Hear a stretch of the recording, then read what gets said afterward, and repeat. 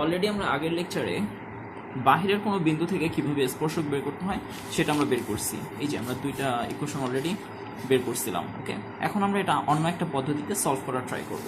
So আমি কোয়েশ্চেনটা লিখে নিই আরেকবার। Y square equal to 32x পরাবৃত্তের -1, -2 বিন্দুতে স্পর্শকের ইকুয়েশন। এটা হচ্ছে অ্যানাদার ওয়ে, মানে আমি ওই অঙ্কটা ওইভাবে করলে হয়তো আর একটা ওয়ে আমি দেখাই দিচ্ছি আর কি, জেনে রাখা ভালো। ঠিক আছে, খেয়াল করি এটা আমরা কীভাবে করব। প্রথম কথা হচ্ছে আমি কোশ্চেনটা দেখা মাত্রই হচ্ছে মানে ফিগার আউট করবো। এটা হচ্ছে Y square equal to 32x, এবং একটা জিনিস বুঝলাম -1, -2 পয়েন্টটা অনেকটা এরকম জায়গায়। ঠিক আছে, সো আমি এবার একটা সরলরেখা, মানে আমি ধরে নিলাম স্পর্শক যে হবে এরকম একটা স্পর্শক হবে না, এবং আরেকটা স্পর্শক এদিক থেকে হবে। ঠিক আছে, সো যাই হোক, এখন কথা হচ্ছে আমি ধরে নিলাম এটা নিয়ে ডিল করবো, অটোমেটিক্যালি এটা আমরা পেয়ে যাব, কারণ একটা দ্বিঘাত ফর্ম আসবে। সো দ্বিঘাত ফর্ম মানে আনসার আসবে দুইটা। ওকে, আমি ধরে নিলাম এটা একটা এমন একটা রেখা যেই রেখাটার ঢাল হচ্ছে এম। ওকে, সো আমরা তো একটা কথা জানি, কোনো একটা যদি বিন্দুগামী রেখা দেওয়া থাকে এবং ঢাল দেওয়া থাকে তখন হচ্ছে ইকুয়েশনটা কি হয়। সো আমরা অলরেডি জানি, সরলরেখা চ্যাপ্টারে পড়ছি যে x1 y1 যদি কোনো বিন্দুগামী হয় এবং m যদি ঢাল হয় তখন কি হয়, সমীকরণটা y - y1 m into x - x1। So আমরা এই ফর্মুলাটাই ইউজ করব এখানে। ওকে, সো এই ফর্মুলাটা কীভাবে ইউজ করব, আমি এখানে তাহলে আমি কী বলতে পারি, y + 2 m into x - 1, that means +1। Okay, so আমরা এখান থেকে বলতে পারি y + 2 m x + m, বা আমরা বলতে পারি mx = y + 2 - m, বা আমরা m কে আলাদা করব। ওকে, সরি, x কে আলাদা করব আর কি। x = বলতে পারি না 1/m y + 2 - m।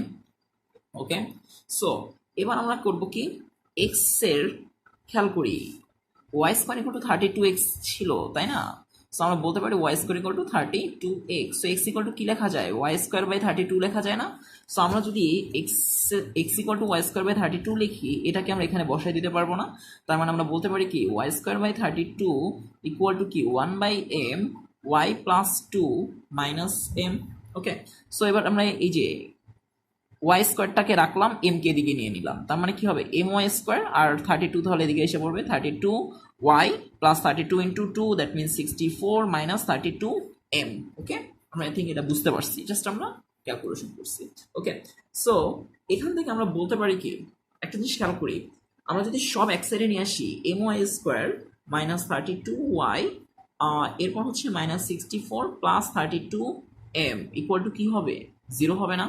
ঠিক আছে, বেসিক্যালি এটা হচ্ছে আমাদের কোন ফরম্যাটে আসে, a x² + b x + c, এই ফরম্যাটের সাথে কি মিলে যায় না অনেকটা? হ্যাঁ, কিন্তু এটা x ছিল আর এখানে কি y এর। সো আমি বলতে পারি এটা হচ্ছে এর সাথে তুলনাযোগ্য, এটা হচ্ছে b এর সাথে, আর এইটুকু হচ্ছে c এর সাথে। আমি যেটুকু আন্ডারলাইন করছি ওটুকু হচ্ছে মানে ফোকাস দিব। ওকে, আমি আরেকটা কথা জানি, যখন স্পর্শ করে তখন হচ্ছে যে আমরা মানে নিশ্চয়কের মানটা কত হয়, নিশ্চয়কের মানটা কি 0 হয় না? এটা আমি অনেকবার বলছি, স্পর্শ বিন্দুতে নিশ্চয়কের মান 0 হয়। সো এখান থেকে আমরা কি নিশ্চয়কের মানটা বের করতে পারি না? নিশ্চয়কের মানটা কি আমরা ইজিলি বের করতে পারি, নিশ্চয়ক বা পৃথায়ক। সো এখান থেকে আমরা পৃথায়কের মান বের করলে কি হবে, বি স্কোয়ার -4ac, বি এর সাথে কে তুলনাযোগ্য, -32² -4ac, এর সাথে m, সি এর সাথে 32m -64। ওকে, জাস্ট আমি আগে পিছিয়ে লিখছি আর কি। সো -32² ইকুয়াল টু কত হবে, আমি এটা ক্যালকুলেট করে নিই। 32² মানটা আমি বলে দিলাম 1024, আর এই যে 4 × 64 এটাও লাগবে। সো 4 × 64 256, ঠিক আছে? সো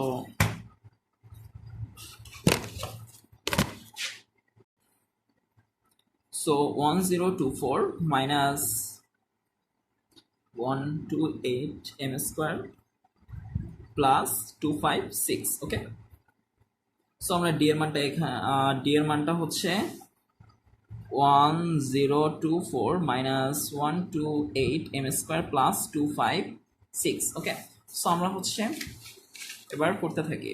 এটা যেহেতু 0 হবে, তার মানে আমি বলতে পারি না 128m² আমি মাইনাসটা দিয়ে গুণ করে নিলাম, এটা বাদ দিলে তো আমরা বুঝতে পারি এটা একটা ইকুয়েশন, তাই না? So 128m²। আচ্ছা, আরেকটা জিনিস, 256 শুধু 256 ছিল, না না না, 256m আছে তো সাথে, সো এটাকে আমি 256m তো দিতে হবে। ওকে, সো এখানে হচ্ছে 256m আসবে। Okay, so -256m plus 1024 equal to 0। So এখান থেকে আমরা কি পাবো? আমরা যদি 128 দিয়ে ভাগ দিই তখন কি হয়? m² -2m, এখানে কি মাইনাস আর +8, -8, কারণ কি এই যে এখানে তো আমরা প্লাসটাকে মাইনাস চেঞ্জ করে নিই, সরি সরি, সো এখানে হচ্ছে প্লাসটা তো মাইনাস হয়ে যাবে, কারণ আমি যদি এটাকে আরেকবার বলি, এই লাইনটা আমি একটু ব্যাকে যাই, আমি বুঝতে পারছি এখানে একটু ভুল হয়ে গেছে। 1024 -128m² plus 256m equal to 0। আমি উভয় পক্ষকে মাইনাস দিয়ে গুণ করছি, সো এখানে কি একটা অটোমেটিক্যালি একটা মাইনাস এসে পড়বে, এই মাইনাস কি হয়ে যাবে? প্লাস হয়ে যাবে, এবং এই প্লাস কি হয়ে যাবে? মাইনাস হয়ে যাবে। সো ওই লাইনটি আমি এখানে লিখছি। ওকে, সো এখানে আমার কি হবে? অবশ্যই মাইনাস হবে। যাই হোক, m² -2m -8 equal to 0। So এটা যদি আমি ক্যালকুলেট করি, m² মাইনাস, যেহেতু এখানে মাইনাস আছে, সো আমি বলতে পারি কি হবে এখানে 4 বলা যায়, হ্যাঁ, 4m plus 2m -8 equal to 0। That means m into m -4 plus 2 into m -4 equal to 0। সেখান থেকে আমি বলতে পারি m ইকুয়াল টু কি হওয়া উচিত? 4 হওয়া উচিত, আর হচ্ছে -2। সো আমি m এর কিন্তু দুইটা মান পেয়ে গেলাম। এখন কথা হচ্ছে, আমি কিন্তু এর আগে ইকুয়েশনটা জানি অলরেডি। এই যে ইকুয়েশনটা জানছি, কারণ কি আমি বলছি যদি ঢাল দেওয়া থাকে এবং হচ্ছে কোনো একটা বিন্দু থাকে, তার ইকুয়েশনটা হবে y + 2 into m into x + 1। That means y + 2 into m into x + 1, এই সমীকরণে যদি আমি এই ঢাল মানে এই মান দুইটা বসাই দিই, সো m যখন হচ্ছে 4 হবে তখন কি হবে? y + 2 into 4x + 1, that means y + 2 4x + 4, তার মানে আমি বলতে পারি 4x - y + 2 ইকুয়াল টু 0। এবং m এর মান যদি হয় কত বলছি? -2, তখন কি হবে? y + 2 -2 into x + 1, just m এর জায়গাটা আমি কত বসেছি? -2 বসেছি।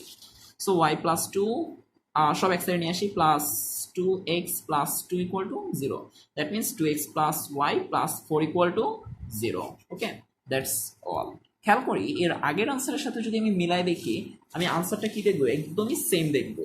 অলরেডি এটা আমরা এই যে আগের লেকচারে যেটা আমি দেখছিলাম, আগের লেকচারে আনসার ছিল কি 4x - y + 2, এখানে আমার কি আসছে? 4x - y + 2।